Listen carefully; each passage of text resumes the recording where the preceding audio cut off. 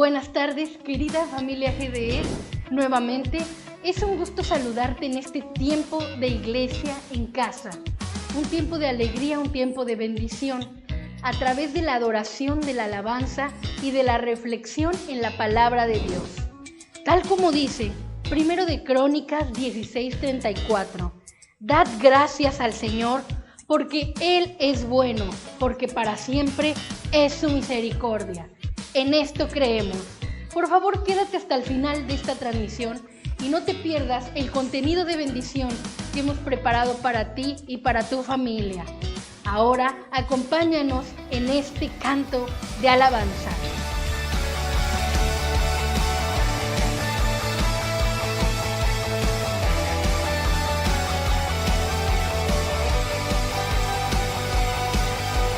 Rey de reyes, te adoramos, tu grandeza proclamamos. Rey de reyes, soberano, tu victoria celebramos. Eres Jesús, el que dio vida a nuestro corazón. Eres Jesús, digno de recibir toda adoración. Rey de reyes, te exaltamos, poderoso en majestad. Eres el camino y la verdad.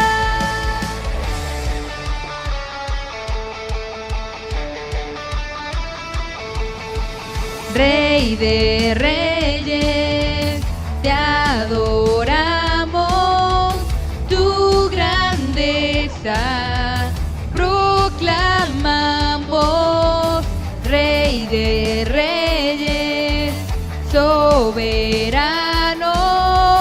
tu victoria celebramos. Eres Jesús, el que dio vida a nuestro corazón. Eres Jesús, digno de recibir toda adoración. Rey de reyes, te exaltamos, poderoso en majestad. Eres el camino y la verdad. Rey de reyes, te exaltamos, poderoso en majestad. Eres el camino y la verdad.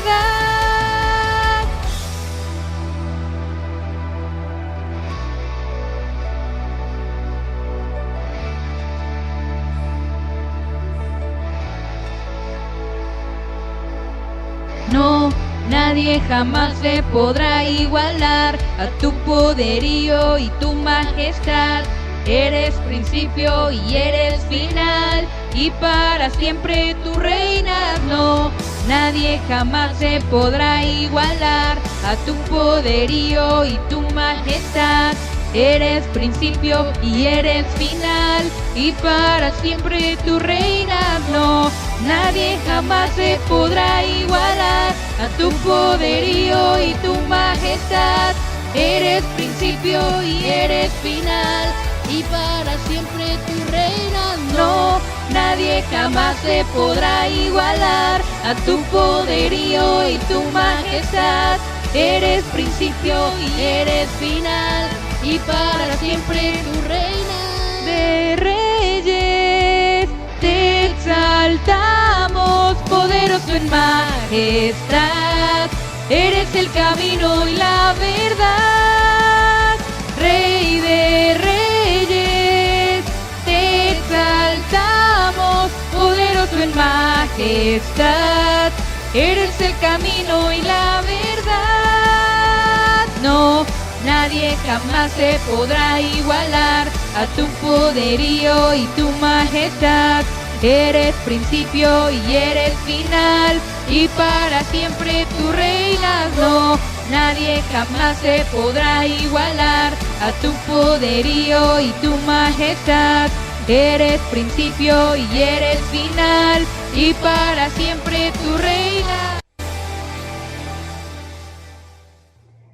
Sí que nos hemos gozado. Ahora acompáñanos y presta atención a la reflexión de esta tarde. Muy buenas tardes, queridos hermanos y hermanas. En esta tarde vamos a reflexionar en casa, tomando como base el Evangelio de Mateo 6:33, que dice: mas buscad primeramente el reino de Dios y su justicia, y todas estas cosas os serán añadidas. Como les decía, tomando como base este texto, el sermón en el que vamos a meditar lleva por nombre Primero Dios. Primero Dios, en primer lugar, en la vida. Primero Dios, en segundo lugar, en la familia. Primero Dios, en tercer lugar, en el servicio. El testimonio del que les voy a platicar a continuación es de un colombiano que es, además de ser pastor y adorador, es un hombre que nos cuenta su relato, su historia, su testimonio de cómo el Señor lo fue guiando para poner a Dios en primer lugar en estos aspectos tan importantes como es la vida, la familia y el servicio. Este hombre del que les platico se llama David Escarpeta, que nació en Colombia y que es hijo de pastores y que desde muy pequeño se fue preparando para el ministerio de la música y de la palabra. A los 12 años ingresó al conservatorio a estudiar música y muy joven contrajo matrimonio a los 18 años. Él relata que su hija Daniela nació con una manchita roja en el rostro y que después de un mes esta manchita empezó a crecerle demasiado. A los 3 meses le diagnosticaron hemangioma cavernoso, una malformación en la sangre en la cual ésta se va inflamando. Y la niña, al año y medio de vida, inició con un procedimiento para que fuera reducido el problema que tenía.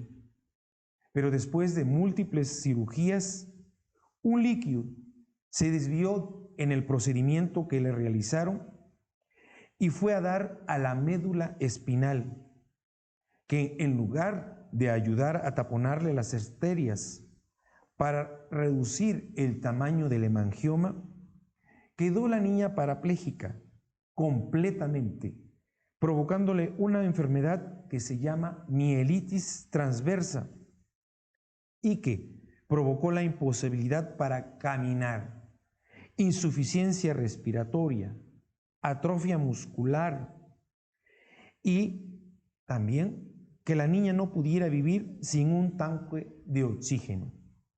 Incluso su cabeza no se podía sostener. Es entonces que David Escarpeta nos narra lo siguiente: los médicos nos dijeron que aunque el hemangioma se había reducido en un 80%, la niña no iba a poder volver a caminar nunca más. Esta situación empeoraba debido a la altura de la ciudad de Bogotá.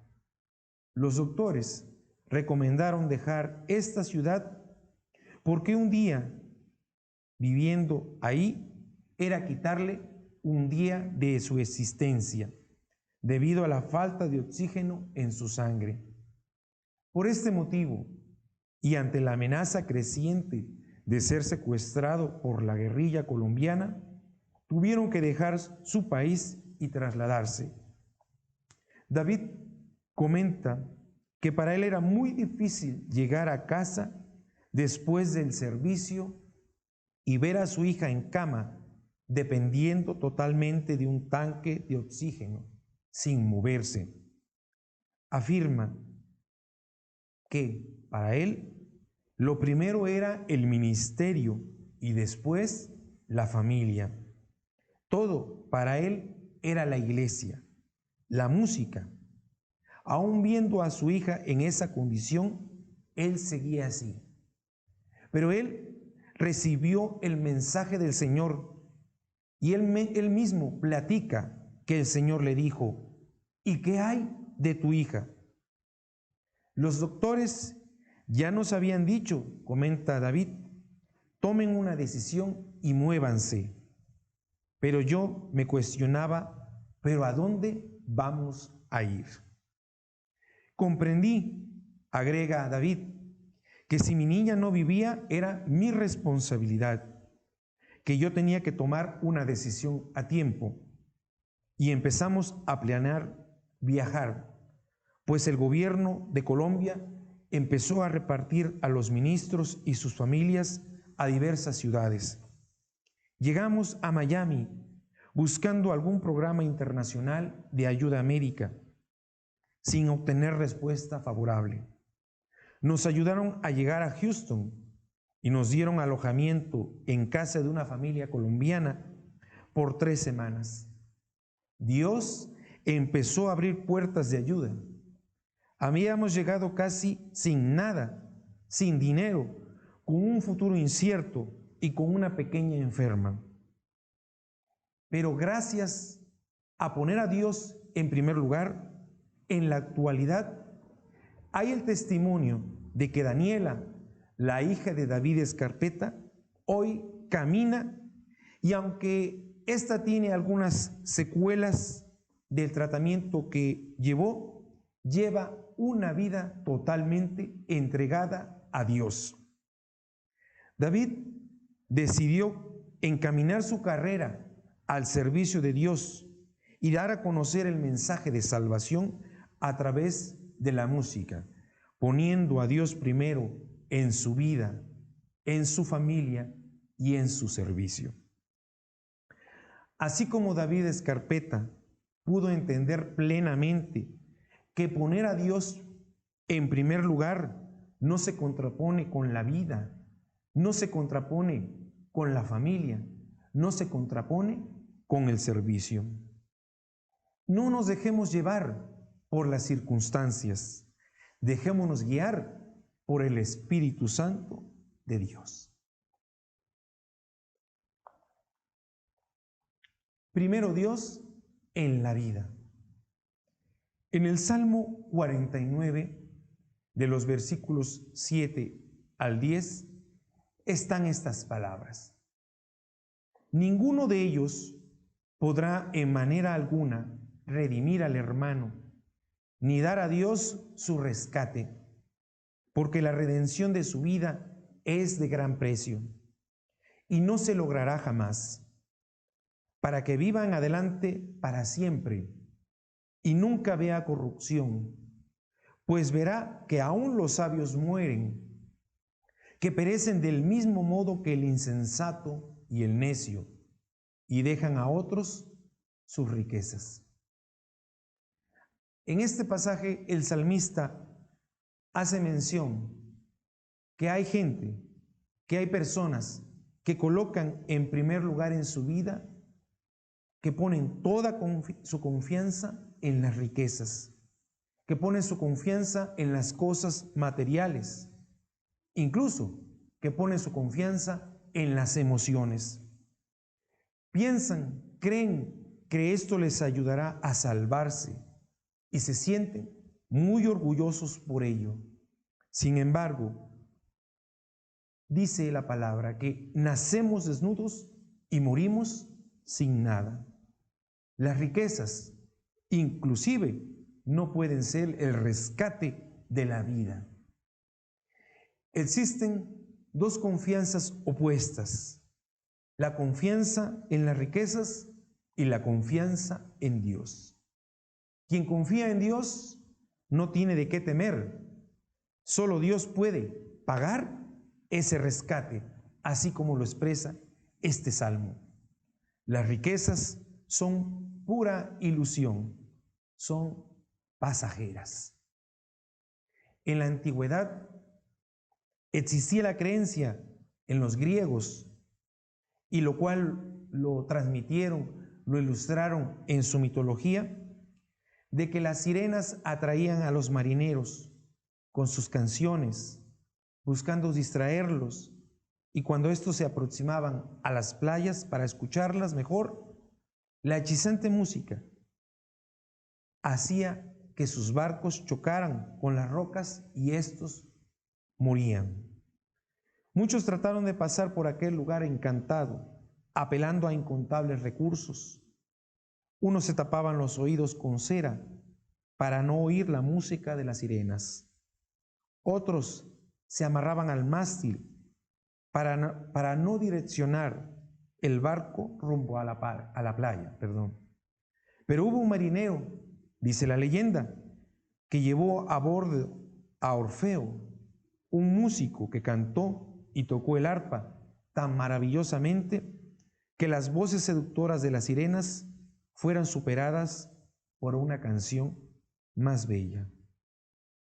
Esto nos recuerda que en la vida de cada persona habrá siempre momentos en que se escuchen muchas cosas, cosas que alejan de Dios, el ruido del mundo, los acontecimientos, las noticias, incluso situaciones que atraen al pecado, que hacen que hombres y mujeres se alejen de Dios y se sumerjan en sus pasiones. La mejor manera, la mejor forma de contraponer todo ese entorno que nos rodea, todo ese ruido del exterior, todas esas insinuaciones del mundo, es posible poniendo a Dios en primer lugar, poniendo sus principios, sus mandamientos en todo aquello que hacemos en nuestra vida. Nuestros pensamientos, nuestros actos, incluso nuestras palabras estarán dirigidas siempre por el Señor si nosotros hacemos eso que les comento, poner a Dios primero sobre todas las cosas. Y haciéndolo, ninguna circunstancia que esté a nuestro alrededor podrá afectarnos, podrá desviarnos, hará que nos alejemos de nuestro Padre. Primero Dios en la vida. En el Evangelio de Marcos 8, del 34 al 37, están estas palabras del Señor Jesucristo. Y llamando a la gente y a sus discípulos les dijo: si alguno quiere venir en pos de mí, niéguese a sí mismo y tome su cruz y sígame. Porque todo el que quiere salvar su vida la perderá, y todo el que pierda su vida por causa de mí y del Evangelio la salvará.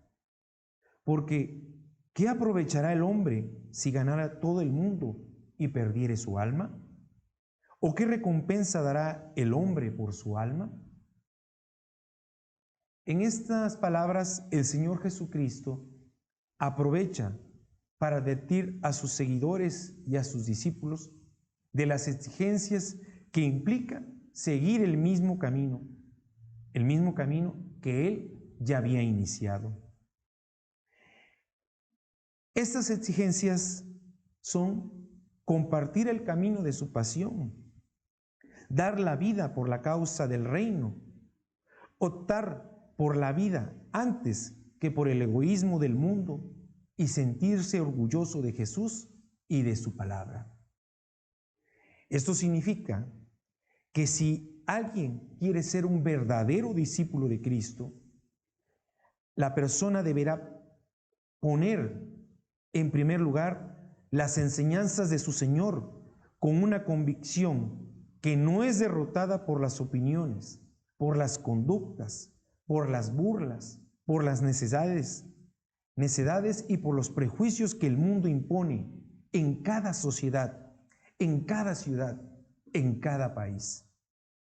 Recordemos que cuando el Señor Jesucristo estuvo en el desierto y tenía mucha hambre, la Escritura misma nos dice que Satanás le tentó en cada episodio y le hacía una proposición tentadora, el milagro fácil e injustificable, el espectáculo gratuito de efecto rápido y asegurado, y sobre todo el poderío universal, si se sometía a las reglas del juego del pretendido soberano del mundo.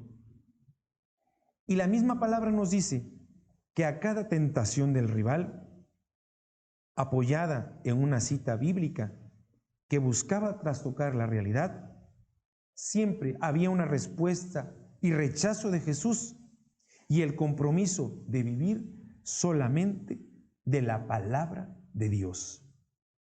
Aunque las tres tentaciones parecen diferentes, todas van dirigidas a un único objetivo: apartar a Jesús de la voluntad del Padre, desviar su mirada, su camino, dejar de ser Dios lo primero en su vida.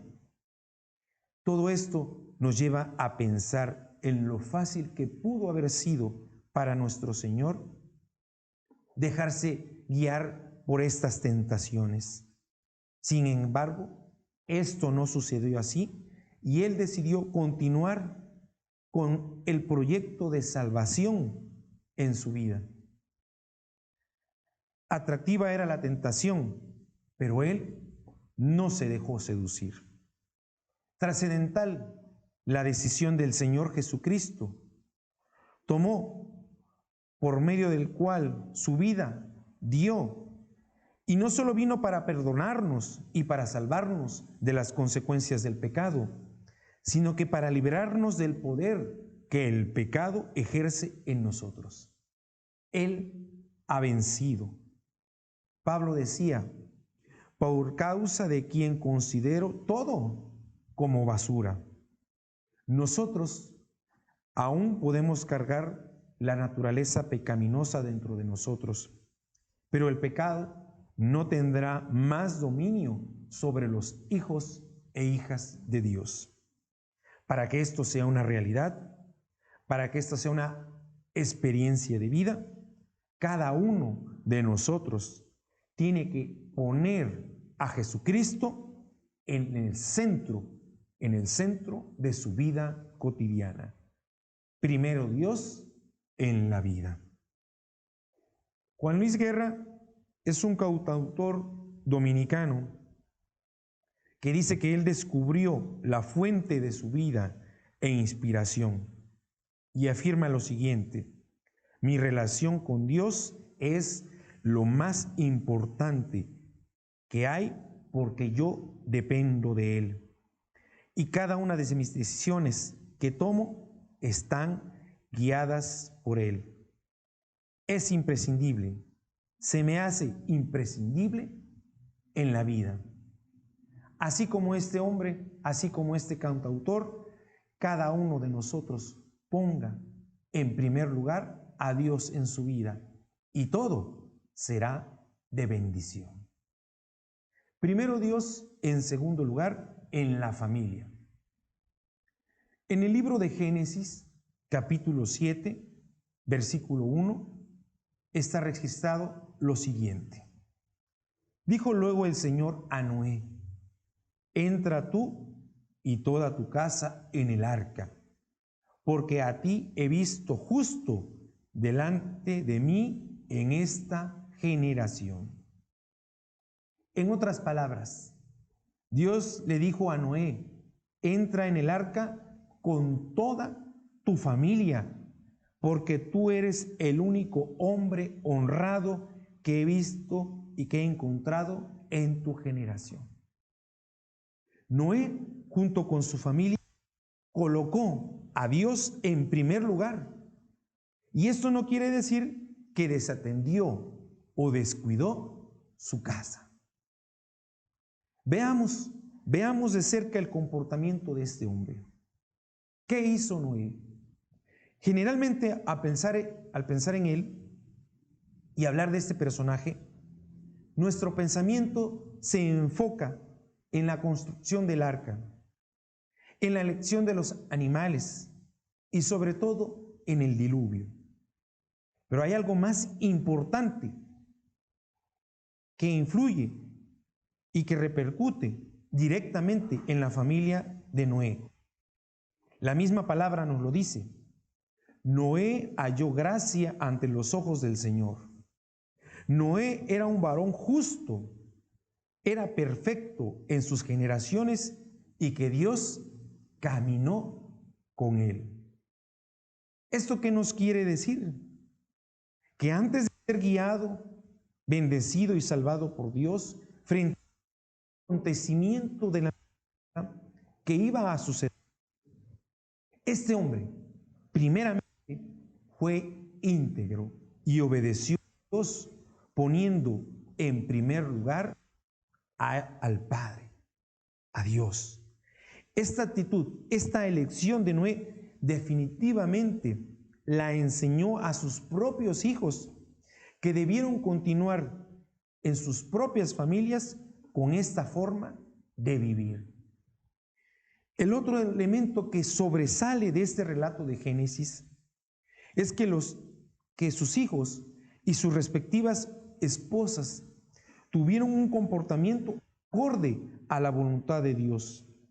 Algo que era muy difícil por todo el entorno de inmoralidad, de violencia y de injusticia, que era lo que predominaba en la conducta del ser humano que vivía en esta región del mundo.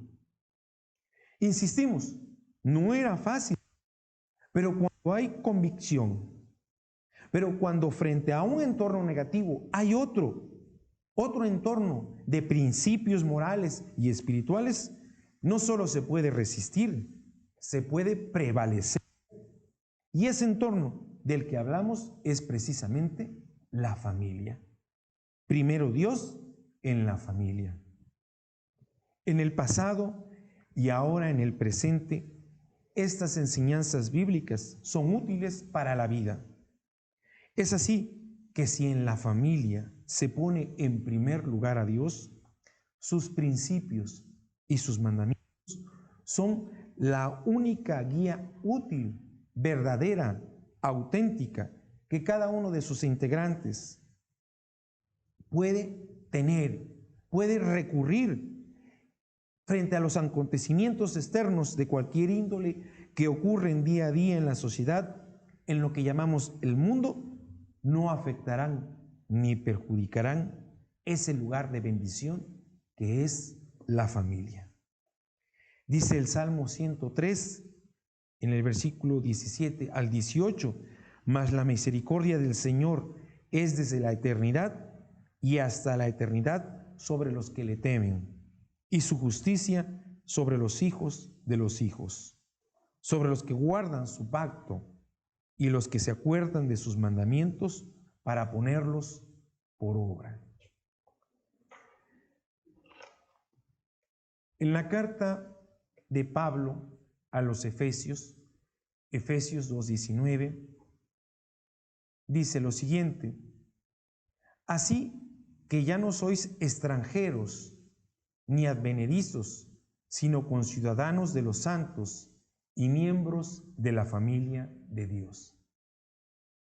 Pablo dirige estas palabras a los creyentes que están en Éfeso, diciéndoles que recuerden que hace tiempo estaban espiritualmente muertos, que vivían pecando, que igual que todo el mundo hacían lo mismo y que se dejaban guiar por la carne. Pablo agrega que todos vivíamos así antes. Nuestra forma de vida era complacer los deseos perversos de nuestra naturaleza carnal. Hacíamos cualquier cosa que la naturaleza carnal deseara o que la mente pudiera imaginar. Tal como los demás, merecíamos que Dios no se acordara de nosotros. Pero la compasión de Dios es muy grande y Él nos amó con un inmenso amor. Él nos dio vida al unirnos con Jesucristo, salvos gracias a la generosidad de Dios porque tenemos fe. No nos salvamos a sí mismos. Nosotros hemos sido creados en Jesucristo para ser uno con Él.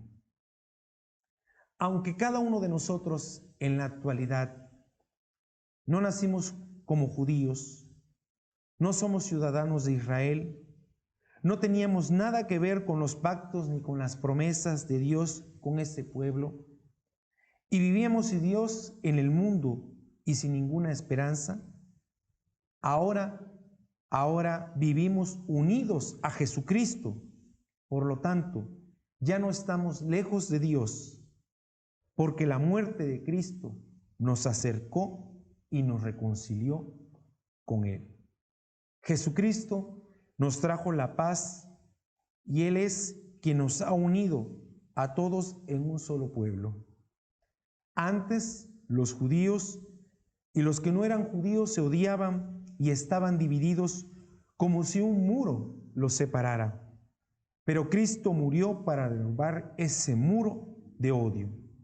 La ley tenía muchos mandamientos y normas, pero Cristo acabó con esa ley para que los dos grupos se convirtieran en un solo pueblo en Él, y así hizo la paz. Cristo murió en la cruz y con su muerte terminó la enemistad entre los pueblos. Hizo que todos estuvieran en paz con Dios y que fueran un solo cuerpo. Él vino y proclamó la paz tanto a quienes estaban lejos de Dios como a los que estaban cerca de Él. Por medio de Jesucristo, todos podemos acercarnos al Padre en un mismo espíritu. Pablo finalmente afirma, por lo tanto, quienes no son judíos ya no son inmigrantes ni exiliados, sino ciudadanos junto con el pueblo santo y forman parte de la familia de Dios. Siendo ahora los creyentes la casa construida sobre una base sólida, formada por los apóstoles y profetas, y siendo Jesucristo mismo la piedra más importante de esa construcción. Estando todo el edificio unido debido a Él, quien hace que crezca y se convierta en un templo santo para el Señor. Gracias a Jesucristo, les dice Pablo, ustedes y los judíos forman parte del mismo templo donde vive Dios a través de su Espíritu. Cada uno de nosotros poniendo a Dios en primer lugar en la familia. Ahora no solo una familia personal, sino también una familia espiritual a la que pertenecemos por fe en el Señor. Primero Dios en la familia. Pablo Olivares es un exintegrante de una banda de heavy metal que comenta que se alejó de Dios totalmente y que su familia oraba por él constantemente. En una ocasión, comenta Pablo Olivares, fui secuestrado y me di cuenta de la necesidad de Dios en mi vida. Tras regresar a Dios, me fue muy difícil trabajar, pues había perseguido toda su vida la meta de alcanzar la fama y haberlo logrado no fue fácil ejercer una profesión, lo que Pablo llamó un desierto. Pero ahí, dice Pablo Olivares, donde recuperé el amor a Dios, a mis padres y a mi esposa. Así como este hombre, si nosotros ponemos a Dios en primer lugar en la familia, no habrá nada que pueda separarnos de ese amor que nos une con ellos, pero que también nos une con Dios. Primero Dios en la familia. Primero Dios en tercer lugar en el servicio. En el libro del profeta Isaías 5, del versículo 1 al 4, están estas palabras del profeta. Ahora cantaré por mi amado el cantar de mi amado a su viña. Tenía mi amado una viña en una ladera fértil. La había cercado y desplegado y plantado de vides escogidas. Había edificado en medio de ella una torre y hecho también en ella un lagar. Y esperaba que diese uvas, y dio uvas silvestres. Ahora, pues, vecinos de Jerusalén y varones de Judá, juzgad ahora entre mí y mi viña. ¿Qué más se podía hacer a mi viña que yo no haya hecho en ella? ¿Cómo, esperando yo que se diese uvas, ha dado uvas silvestres? El profeta habría dicho esta canción en la fiesta de los tabernáculos, un festival de la cosecha que duraba una semana. Su cantar hubiera sido algo normal en el ambiente festivo y llamaría la atención de la gente. La imagen de la viña es de lo más familiar para la mayoría de los pueblos del cercano Oriente. Se trata de un pedazo de tierra cultivado con especial esmero, ya que de allí era posible extraer el sustento básico para la familia. Pero no solo eso, era patrimonio para el israelita. Lo mínimo que podía tener una persona para sentirse ligado a su clan, incluso para fundamentar su derecho de ciudadanía, era tener una viña. Estos versículos nos dicen que una vez que escogió el lugar para la viña, el dueño hizo todo lo necesario para elaborarla y convertirla en una viña exitosa. El suelo fue cuidadosamente preparado, quitó las piedras de la tierra, un trabajo difícil en una tierra llena de ellas, llena de piedras, que después usó esas piedras de la tierra para construir una cerca alrededor de la viña. Y las piedras que sobraron las usó para construir una torre desde donde el guardia pudiera advertir el peligro. El dueño plantó las mejores uvas y construyó un lagar, que es una especie de tina donde se podía procesar la cosecha. Una tina típica tenía dos fosas conectadas. En la fosa de arriba se aplastaban las uvas y entonces el jugo caía en la segunda fosa. Estas fosas se solían tallar de la piedra, un trabajo difícil que llevaba mucho tiempo. Con todas estas ventajas, no es sorprendente que él esperaba que diese uvas. ¿Qué más podría esperarse? Pero en cambio dio uvas silvestres, que aunque tienen bayas hermosas, son amargas, de olor fétido y venenosas en naturaleza. Todo el amor, el cuidado, el tiempo, trabajo e inversión resultó en algo infructuoso. El pueblo hebreo, desde su origen, fue para Dios una viña a la que Él amó y cuidó, guardó, y de ahí que Él tuviera la esperanza de que produjera mucho fruto. Y sin embargo se había vuelto este pueblo codicioso, ingrato, soberbio, avaro, lleno de pecadores y de injusticia. Dios le pide a Jerusalén y Judá que consideren la historia de la viña y la cuestiona. ¿Qué más se podía hacer a mi viña que yo no haya hecho en ella? ¿Cómo, esperando yo que diese uvas, ha dado uvas silvestres? La pregunta es simple. ¿A quién se culpará por la cosecha de solo uvas silvestres? ¿Es culpa del dueño de la viña o es culpa de la viña misma? Cultivar es un asunto de causa y efecto. Literalmente, uno nunca podría culpar a una viña por falta de producción. Pero en la viña del Señor, la voluntad del hombre sí es un factor.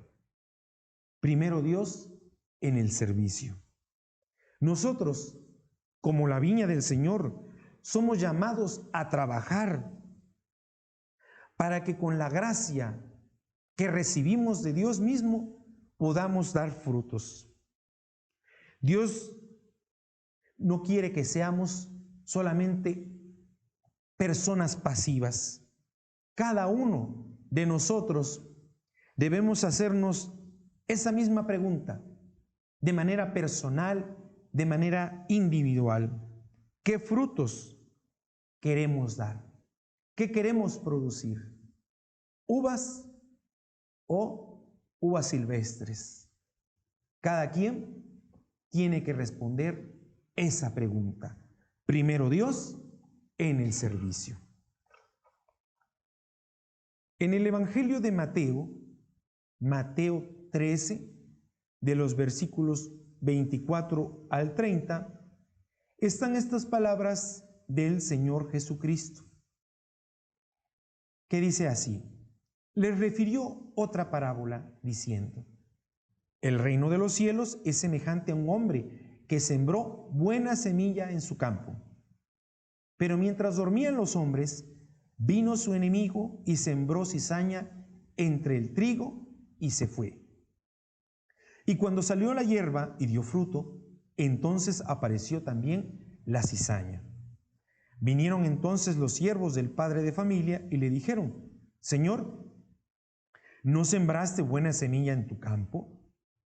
¿De dónde, pues, tiene cizaña? Él les dijo: un enemigo ha hecho esto. Y los siervos le dijeron: ¿quieres, pues, que vayamos y la arranquemos? Él les dijo: no, no sea que al arrancar la cizaña arranquéis también con ella el trigo. Dejad crecer juntamente lo uno y lo otro hasta la siega. Y al tiempo de la siega, yo diré a los segadores: recoged primero la cizaña y atadla en manojos para quemarla, pero recoged el trigo en mi granero. La palabra castellana cizaña es una transliteración de la palabra griega cisanión, que describe una serie de plantas que son semejantes al trigo, tanto que suele denominársele a estas plantas como falso trigo. Aparentemente, en las primeras etapas del crecimiento de la cizaña y del trigo son muy parecidos, resultando en que ninguno de los obreros notase la presencia de la cizaña entre el trigo. Cuando ambos brotaban granos, las diferencias sí ya eran obvias. El grano del trigo es de forma ovalada, con un color dorado, mientras que el grano de la cizaña es de color violáceo. Por tanto, el hombre en esta parábola ordena a sus obreros que permitan que ambas plantas sigan creciendo lado a lado hasta el tiempo de la siega. Más adelante, también en el Evangelio de Mateo, a partir del versículo 37 al 38, el Señor Jesucristo explicará el contenido de esta parábola, diciendo que el sembrador es el Hijo del Hombre, el campo es el mundo, la buena semilla, los hijos e hijas del reino de los cielos, y la cizaña, los hijos e hijas del enemigo de Dios, y los segadores, los ángeles. De lo anterior se puede aplicar a nosotros en la actualidad, en el presente, que el discípulo de Jesucristo no debe ser selectivo, no debe escoger a quién sí o a quién no llevar la palabra de la salvación. Cada uno tiene un compromiso, tiene una responsabilidad. A nosotros no nos corresponde seleccionar, ser selectivos, separar.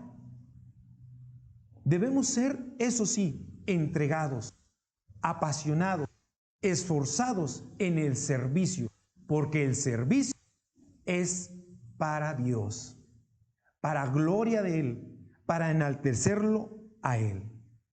Recordemos las palabras de cuando dijo, ¿quién es mi madre y mis hermanos? Pues porque todo aquel que hace la voluntad de Dios, ese es la familia de traspasa las fronteras y la constituye todos los hombres y mujeres que hacen. Nosotros hagamos la voluntad de Dios y pongámoslo a Él primero en el servicio. Todas las áreas se verán beneficiadas. Nuestro servicio es para Dios. Él debe ser nuestra guía. Nosotros somos los obreros que debemos estar dispuestos a dar lo mejor de cada uno de nosotros, poniendo nuestro talento, nuestras habilidades, poniendo nuestra casa incluso para servir a nuestro Padre y Dios. En esta tarde, hermanos y hermanas, hemos meditado en el sermón que ha llevado por título, Primero Dios, en primer lugar, en la vida. Primero Dios, en segundo lugar, en la familia. Y primero Dios, en tercer lugar, en el servicio. Poner a Dios primero no se contrapone con ninguno de los otros aspectos que son importantes en nuestra vida. Si Dios está primero, no se excluye a la familia y a la vida. Por el contrario, se bendicen. Nuestro Padre nos invita a través del Señor Jesucristo y de su palabra a que lo pongamos a Él como primicia en todo, en todo. No nos esperemos al final del día. No dejemos poner a Dios primero, pero al final del año, al final de nuestras actividades laborales, familiares, etcétera. Que no esté Dios a lo último, que Dios esté siempre, cada día, todos los días, Él esté primero. Cada uno verá esa bendición que abarca todos esos aspectos que hemos mencionado en este sermón. Si usted también tiene ese anhelo, ese deseo de poner a Dios primero, le invito a que haga la siguiente oración conmigo. Cierre en su casa sus ojos y concéntrese en seguir estas palabras. Santo y bendito y eterno Padre, tú eres para cada uno de nosotros la persona más amorosa y más importante que existe en nuestra vida. De ti proviene todo lo que bendice. De ti, Padre, proviene todo lo que edifica, todo lo que es bueno. Por eso en esta hora, en este momento, queremos orarte, queremos alabarte, queremos darte gratitud. Reconocemos humildemente que cada uno de nosotros, a su manera y en su momento, hemos dejado de ponerte en primer lugar. Los pretextos y las circunstancias pueden ser variados, pero en este momento hacemos el compromiso de vida de que a partir de hoy nunca más dejarás de ser nuestra prioridad. Ahora también entendemos y lo reconocemos que al ponerte a ti en primer lugar en nuestra persona, en nuestra familia, en nuestras posesiones, trabajo, amigos y hermanos en Cristo Jesús, todos estos aspectos son bendecidos en tu santo nombre. Hacemos, Padre, también el compromiso de realizar un servicio responsable dentro y fuera de la congregación, dando a conocer las buenas nuevas de salvación a toda persona, sin prejuicio de nuestra parte, con el solo deseo de que tú seas honrado y glorificado. Muchas gracias, bendito Padre. Muchas gracias porque al tenerte a ti, nada nos hace falta. Gracias, Padre, Gracias, Señor Jesucristo. Gracias, Espíritu Santo. Amén y amén. Le invito a que siga poniendo a Dios en primer lugar, escuchando el siguiente canto.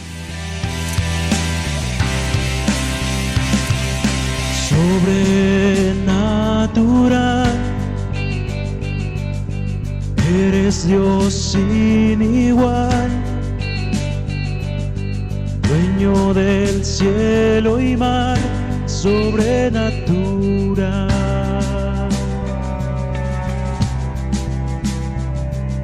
Sobrenatural, habitas la eternidad, eres el manantial sobrenatural.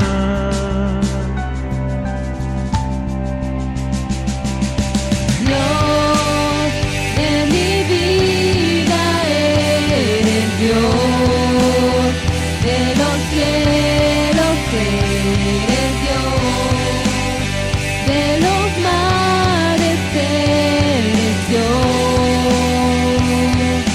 sobrenatural, en la tierra eres Dios, mi sustento eres Dios, siempre eterno eres Dios,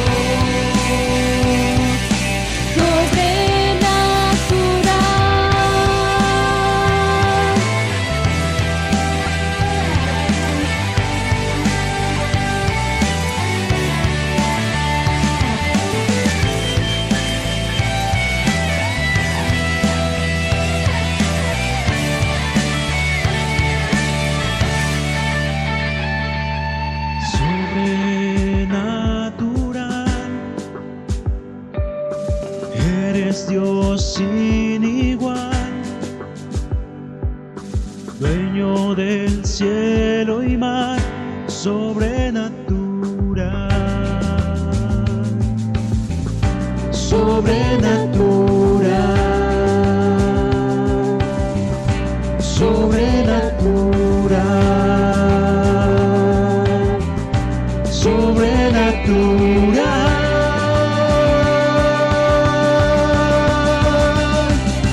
Dios de mi vida, eres Dios de los cielos, eres Dios de los mares, eres Dios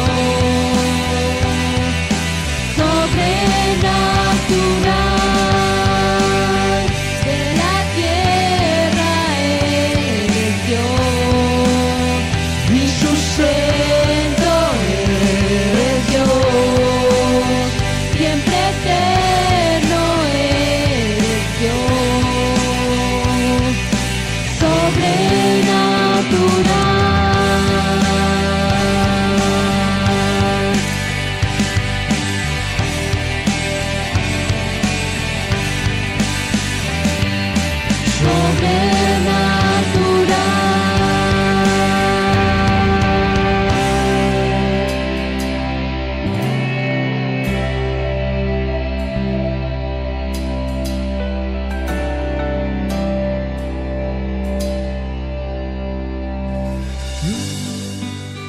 De mi vida eres Dios, de los cielos eres Dios, de los mares eres Dios,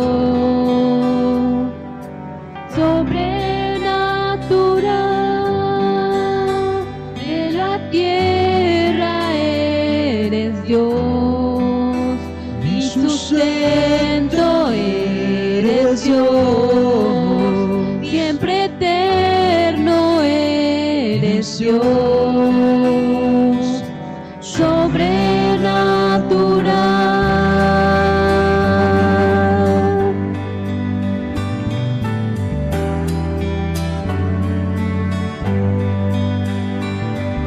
Sobrenatural.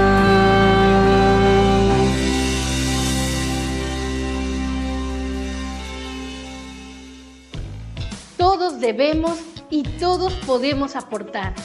Muchas gracias por tu esfuerzo y por tu obediencia. Recuerda que las aportaciones económicas las puedes realizar de 3 formas. Primero, por transferencia electrónica. Segundo, por depósito. Y tercero, en efectivo, en tu sobre, en las instalaciones del Instituto Gamaliel. Recuerda que si tu aportación es por transferencia o por depósito, debes registrar tu nombre para que podamos identificar tu aportación. A todos aquellos fieles comprometidos con el compromiso de mayordomía económica, muchas gracias. Y a quienes no tienen este compromiso, hoy sean invitados a sumarse. Recuerda que si bien no estamos haciendo uso de las instalaciones del auditorio, nuestros compromisos económicos con el lugar continúan. Recuerda seguirnos en redes sociales, en Facebook, en YouTube y también en Instagram. No olvides disponer de todos los servicios del instituto. Domingo, Iglesia en Casa, programa de radio, célula de discipulado, curso formativo para el servicio día sábado, curso de teología básica y librería ESER. Recuerda que si necesitas algún material didáctico, puedes adquirirlo en Librería ESER, la librería del Instituto Teológico Gamaliel, en donde encontrarás Biblias, discos, cuadros, regalos y más. Ha sido un gusto poder sintonizar contigo esta transmisión. Nos vemos en la próxima. ¡Hasta luego!